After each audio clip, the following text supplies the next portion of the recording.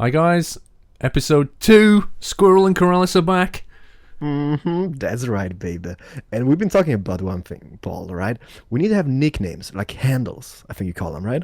I think they call them trucking handles, don't they? With Trucking handles. the rubber duck, obviously, is the classic one. I have no idea what I'm going to be called. I mean, I'm Keralis here. You're Squirrel Nuts. I mean, what you going to call ourselves?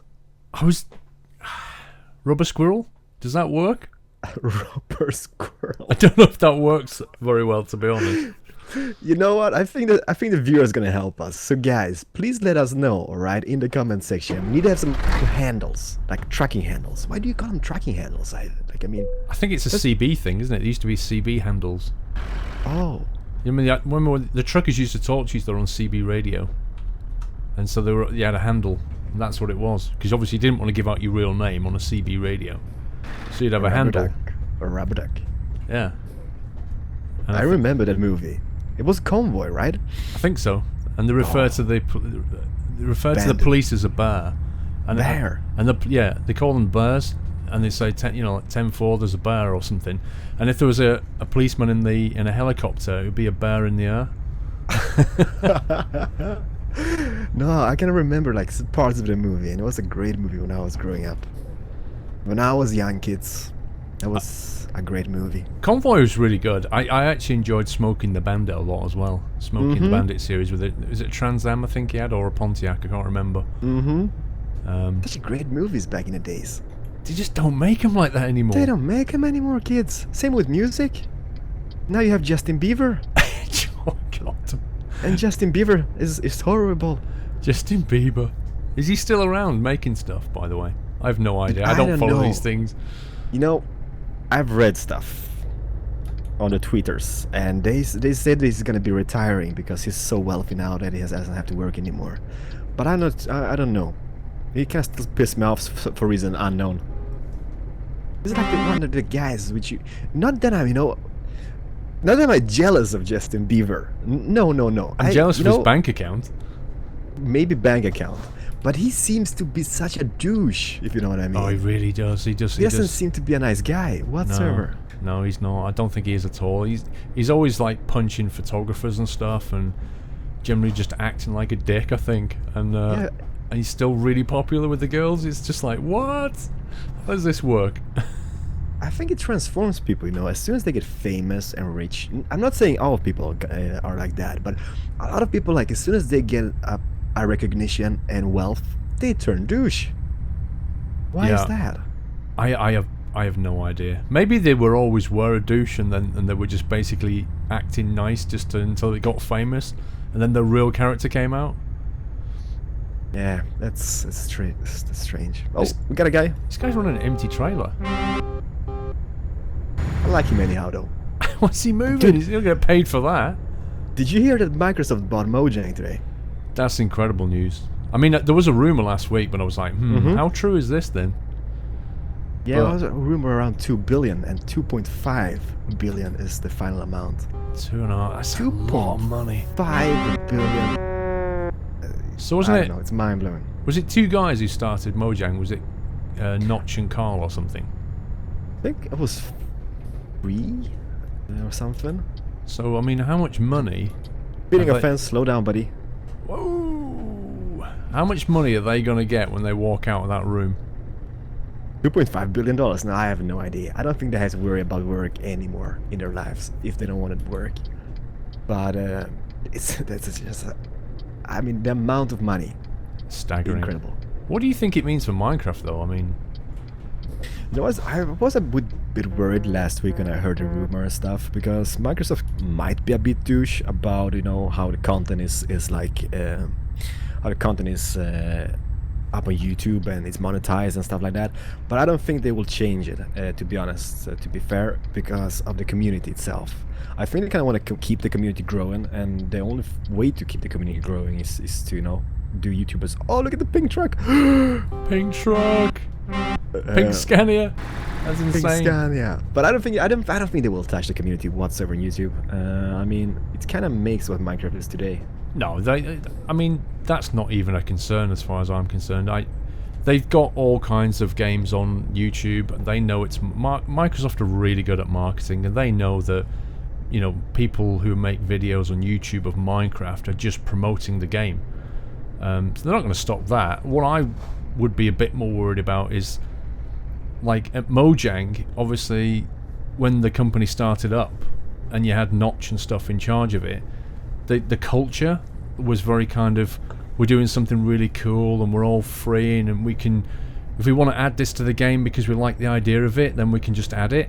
Whereas now you're going to have these kind of corporate suit guys from Microsoft making all the decisions about what goes into the game, and the culture at Mojang's going to change, and I just wonder if some of the people there will not like it, and then ultimately you think this isn't for me anymore. Yeah, there's something special about indie companies. I love indie games. Basically, what indie games does, which is really good, because they're pretty small companies, most of them. They really listen to the community. Like, you know, you have like so close feedback, and it's kind of like a close relationship with the company itself and the gamer. As soon as they turn to those big moguls, yeah, I think you say it right, it kind of transforms. Yeah, I mean, I think, you know, corporate companies are all about they've got shareholders, and it's all about the bottom line figure at the end of the day, and indie companies are literally just not like that.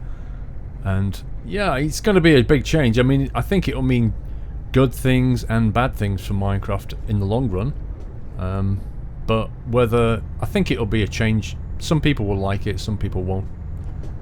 I do worry about the mod market, though. I mean, certainly Minecraft's big in modding, and Microsoft might try to stop that modding. Either monetize it, or, you know what I mean? They might try and get in on that act a bit.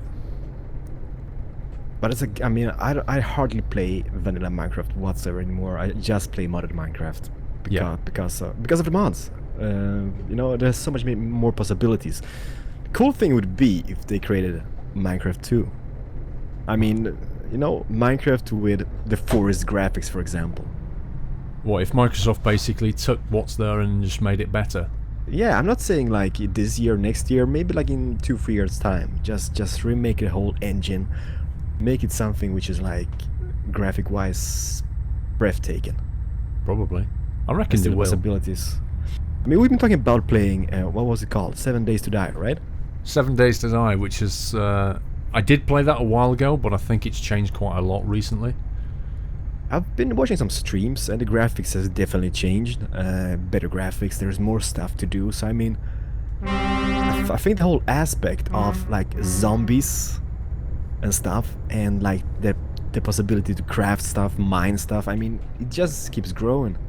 This is it. I mean, people compared it to Minecraft when it came out, and, you know, people were saying, hang on a minute, it's not really like Minecraft just because it's blocky in 3D and has a bit of crafting in. You know, it's fundamentally a different game. But I think recently, I don't know. I mean, you've got zombies, and you have to build a place to live, don't you? You have to sort of take what's in the world, break it all down into sort of bits of metal and glass and stuff, and then construct doors and buildings and just keep out the hordes of zombies that get really, really nasty at night. I mean, that's the general principle, isn't it? Survive, basically. It's a survival game, basically like Minecraft combined with engine malfunction. Dang it, and DayZ, or I think it was a game called Infestation, right? As well, which was called War Z before. Yeah. Oh yes. Which cannot change names, I guess. The War Z. War Z game. The infamous War Z. Have you played it? I did. I think when it came out, didn't they basically take a whole lot of orders and then rip everybody off? It was something strange with the game. Yeah, I remember that. They kept all their money and stuff. Yeah, it wasn't a good launch. Let's put it that way. So they changed the name. Yeah. Infestation. Yeah. I'll tell you what. It's another good game. I don't know if you've played it or not. It's called Space Engineers.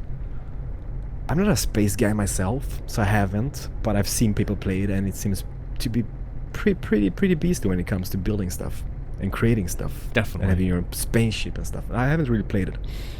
The modding in that is going mental. He's about to make it so that mod authors can actually script things in as well. So they can make these control blocks, and then they can write code in C# behind it, and then make it do really cool stuff. So who knows where that's going to go. But yeah, it's kind of like Minecraft in space almost, except it doesn't have all the monsters and things. This is why I love indie companies. I mean, the possibilities they've got, and the community. I mean, stuff like that. You know what? Before the interwebs, kids, it was hard for indie companies because everything you had was to be purchased in a shop, and it was kind of dang expensive, and it was really hard to come by. Today, when the internet exists, I mean, it's so not. I'm not saying it's easy for not easy for like indie companies to put out a game or game developers, but it's so much easier. Well, the whole Steam green light thing has transformed, indie companies, hasn't it? Whereas before, they had to try and get noticed, and then they'd have to market it themselves, and they'd have to put it on the website and hope people noticed it. Now, they put it on Steam green light, and it gets such a massive boost, and then the platform, they can deliver the game over digitally, and then you've got the Kickstarter campaign so they can get the money, and so you're just seeing a massive explosion in indie games, which is nice, which is absolutely amazing to have. However, and this is the downside, I think, and you know this because you've started playing the game now, the Forest. Right, so the Forest is like they're updating every 2 weeks, so there's a patch comes out every 2 weeks. So I made 5 videos in the series, and then the patch came out and it broke my save game. I'm now spawning underground, so you could argue that game possibly should not be on Steam yet because it's a bit too alpha. But I guess they need some type of funding for continuing the project. The only thing I'm worried about in the Forest, as it's an alpha now, is still an alpha. I mean, the beta comes and then it's going to be a retail version of it. But I mean, people have seen it, people played it. I mean, the final version of the Forest. Oops. What the hell is that going to contain? I mean, because people have been experiencing it since the alpha. I mean, they need to really drastic change something for the retail version or final version of the game. Yeah, that's true. Because otherwise it's going to be like, oh no, I've played it, I've done that. Yeah, I mean, quite the actual area that you can explore at the moment in the Forest is not vast. You can sort of walk from one side of the map to the other in a matter of 10 minutes probably. But you can see a huge mountain in the distance which you can't get to yet, so obviously they're going to build that out, and they're going to build the story out. Like, when you were on that plane and you crashed, presumably that was your son next to you. Yeah, so okay, we know that there was some event which caused the plane to come down, and we saw those cannibalistic mutant dudes, whatever you call them, take your son away. But is he still alive?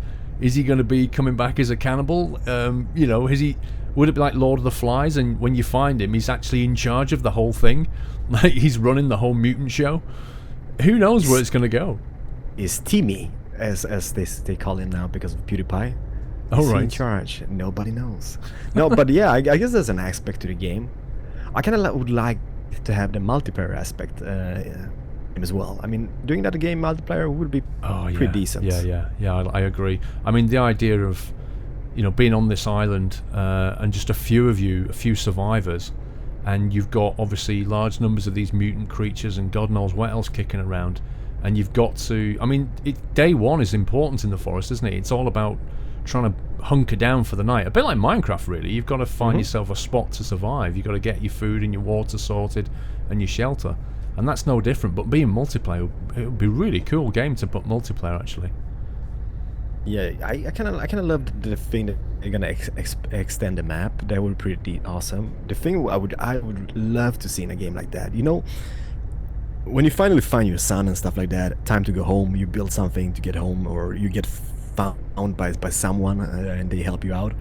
That the whole world has been taken over. Can you just imagine having like big cities, dead graphics, basically like 7 Days to Die, something like that, in a scenario where you have a big city but it's totally empty and you need to avoid stuff, you need to search through houses. I mean, something like that would be so freaking awesome, but no, you never know. Yeah, like an urban setting. Yeah, they could carry it on that way. Yeah. The possibilities are endless. A rubber duck, rubber squirrel, right? Not officially. Rubber squirrel. No, we're gonna see. We've got to see what the subs say. They need to suggest a name for me and a name for you. I'll be interested to see what they come up with for you actually. Like, if you got any, like, they call me Squirrel or Paul. Do they just call you Keralis, or have you got like an alternative name that they call you? Nope, just Keralis. Just Keralis, right? I'm kind of curious. How the hell did you end up being called Squirrel Nuts? How many times? Oh wow. Basically, I mean, I like squirrels. I mean, I was looking for a name. It all started when I was trying to create a PlayStation 3 name from, you know, just because I had to create an account. I was trying to think of a name, and I don't know if they have this phrase where you are, but in England there's a phrase called the dog's bollocks. Have you heard of that?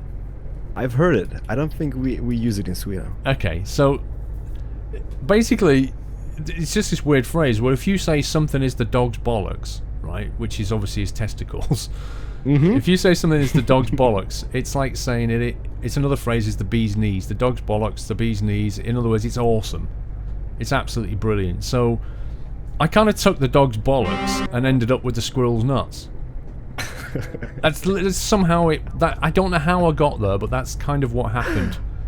I like squirrels, and I ended up with like squirrel nuts. Yeah, I do like nuts, actually. I really like cashew nuts. And somehow I ended up with the squirrel's nuts. But, and here's the kicker, this is how it ended up as the squirrel's nuts. Here's the kicker. So it was fine while I was on PlayStation, and then I decided to create a YouTube channel, and I decided to create an Xbox Live account. And both of them are limited to 15 characters. So I had to shorten my name, which was 16 characters, down to 15. So I changed the to duh, and ended up with the squirrel's nuts. The squirrel nuts, yeah, that's an amazing story. And that's the story of how I got my name. What about you? What does Keralis mean? Where does that come from? Does it have a meaning, or did you just make that word up, or what? When I started playing World of Warcraft, back in the day, in the like, I even played the beta of World of Warcraft. I didn't play it back then. That was a bit too far for me. But I needed a name for my warrior, so I kind of took parts of my real name and kind of changed some letters backwards and stuff like that, and basically it became Keralis. So I made my YouTube account back then and called it Keralis. And when I started YouTube many years later, I just kept the channel and kept going. Nice. So it's kind of strange seeing people taking my name and kind of changing it a bit, you know, with a number or something. Still my real name, but they don't really know that. So it's kind of like, hey, yeah, you're using my real name. That's cool. I'm not called Keralis, but if you just change a few letters and stuff like that, it's gonna become my real name. It's a good name. I mean, everybody's gonna be cracking down on my name. It's an easy name to say, isn't it? It's Keralis. It just kind of rolls off the tongue. Yeah. Did you know why PewDiePie got his name? I have no idea. So PewDiePie, if you actually look at the spelling of it, it's PewDiePie, right? And originally he wanted to create his channel as PewDie, as in Pew Die, yeah? You die. Shoot somebody and you die. PewDie. But he couldn't because it was already gone. So he thought, what else can I do to my name apart from PewDie? And he thought, I like pies. I'll call myself PewDiePie. So everybody says PewDiePie, but it's PewDiePie. But that's where the name came from. PewDiePie. PewDiePie. It's weird, isn't it? Dude, he's got big. His channel is brutal. I mean, isn't it like number one on YouTube or something? It's ridiculous. Ridiculously big. It's nuts. Oop, there's a guy. There's a guy coming. We should get off at the next parking stop. Oh yeah. Hopefully we're gonna manage. So by the way, trip information. We're still going from Sheffield, right, to Łódź, or as Paul says, Łódź, Łódź in Poland, and we got 422 kilometers.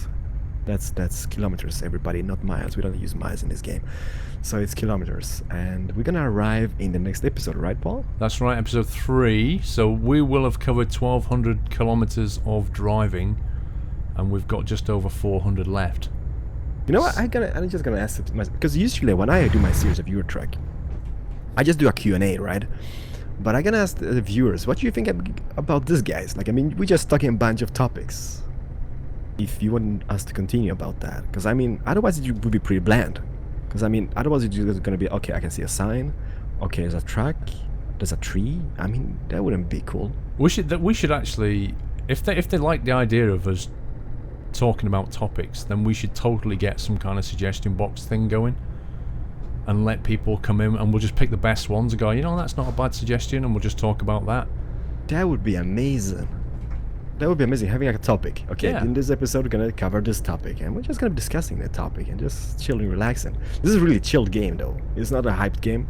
It's a chill game. That's the cool thing about this game, isn't it? It's one of those games, because like a lot of games, like shootery games, they're quite stressful to play, aren't they? Like you take Counter-Strike or something, it requires focus, and when you finish it, you feel tired. You play this game, you just feel relaxed. It is like a spa for me. You sat at home with your feet in the little foot spa, aren't you? And just gonna just driving Just looking along. at the scenery, yeah. And today I've been in like 4 countries already. That's pretty decent, I guess. You know what I mean, right? You just visited all the cities in Europe and just chilled from your couch back at home. I'm getting concerned that we're going to get to the destination without parking. No. There's got to be, at least at the border, is gonna be a parking. Yeah, that's true. That's true. You shouldn't worry about that. We got this. I really do hope so. There's got to be that border crossing. I can't see any up ahead though, but we are actually pulling off the motorway now. What do you call it? Motorway, highway, speedway? We call it motorway in the UK. I think Americans call it the highway or freeway. What do they have a name for that in Sweden, or? It's called Autobahn. No, that's actually Ausfahrt. That's actually in German, but they call it Motorväg in Sweden, which is basically motorway. Right, yeah. Yeah, Autobahn's in German, isn't it? Autobahn, yeah. That's Autobahn. An Autobahn. Dude, I went to Gamescom, and when I was going back to the airport in Dortmund, I had to order a cab, right? So I ordered a cab. And I stood outside the hotel waiting for it, and this Mercedes AMG pulled up, black, really awesome, and I was like, that's a damn nice car. Damn, that's a nice car. And then the driver went into the hotel and stuff like that, and like a quarter later, I went into the reception just because asking for my cab. Where's the cab at? And they're like, oh, your driver's been sitting here waiting for like 20 minutes. And it's the guy with the Mercedes AMG. No. And I'm like, is that my cab? And it's like, yep, let's go. Are you kidding me? And then out on the Autobahn, dude, that was crazy. Did he put his foot down? Oh, he did. He did. Why do we have cabs like that in my country? That's insane. Mercedes that's so AMG good. is a cab. I think it was like a private cab company. It was nothing like, which is like local. They still had like a bunch of Mercedes as cab cars, because that's a kind of like a normal car, I guess, in Germany to be having a cab company in. But this was like a private thing. So they kind of the hotel and booked it for me. So it was like insane. Dude, I want to experience that. On the Autobahn, nobody can stop you because it's an Autobahn. You can drive how fast you want. So yeah. I mean, yeah, that trip went pretty fast to the airport. Yeah, the Germans have got that bit right, definitely. Mm-hmm. But then again, you know what? Some people shouldn't be driving that fast. Enough said. That's true. Haven't you seen those accidents, by the way, on the Autobahn when people slam into trucks which are parked on the hard shoulder or whatnot? Horrible, absolutely Carnage, gross. just complete wreck. Nothing left of them. No. That's crazy. Kids, don't Google it, okay? But it's nice. It's not nice. Dude. It ain't nice. Yep. Where's the parking space? It's here. It's coming, dude. It's coming. Are you sure? Here we go. Hey. 500 meters. How far are you behind me? I'm just on about sort of 80 meters, maybe. See? I love the European servers. It works beautifully well. Oh yeah, the American was so choppy. This is just so smooth. I think if it had been in the States, it would have been fine, but because we're obviously in Europe, it wasn't the best experience for us personally. Okay, everybody, we got 294 kilometers left to our final destination, which will happen in episode 3 of this journey. And I just got an engine malfunction as soon as I pulled in. That's awesome. What a timing. It's a pity you can't get a bit of servicing done on your truck while you're here. This is awesome. I'm just going to pull in right next to you, like that. And since we're kind of recording this in one go, and that is because of the time limit on the shipping, and otherwise we're gonna get a delayed penalty and stuff. It's really hard for us to take in feedback, which you send us after each episode. But after episode 3, please feel free to leave all the feedback you can. Absolutely. But for now, I think we'll have to say that's the end of episode 2, and in the final episode, we'll do 300 kilometers as we go to Lodz? How do you say it again? We're going to Lodz in Poland, everybody. Łódź. Łódź.